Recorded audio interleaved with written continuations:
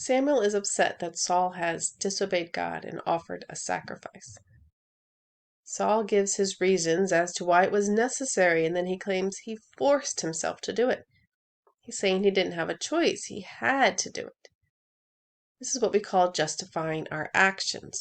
We may deceive ourselves into thinking we're right, but when we do, I believe there's always a part of us that knows we're just making an excuse. If you have to tell yourself the reasons why what you're doing or did was okay, then you are justifying. It wouldn't keep bothering you if it were okay. Right now, you are giving the excuses again to justify yourself. You need to stop it, whatever it is. It doesn't even have to be something really wrong. It's wrong for you because it's violating your conscience. You should be willing to walk away from anything that you think might be hindering your walk with God.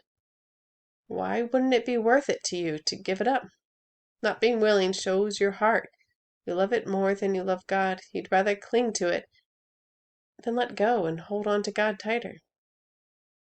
Maybe God will allow it back in your life to a degree, but maybe not. Why would it matter if God's choices for you are the best for you? Saul didn't have to offer the sacrifices. He was fooling himself. We're actually pretty good at deceiving ourselves. We distract ourselves with many things to avoid the truth of our lives.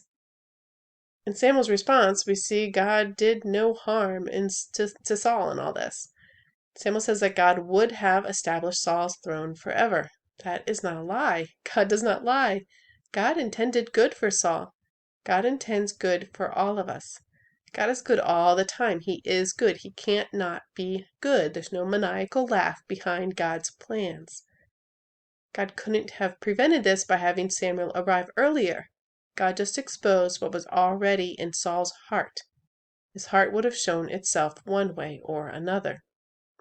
God knew the end from the beginning. God had Samuel arrive at the appointed time, just after Saul disobeyed.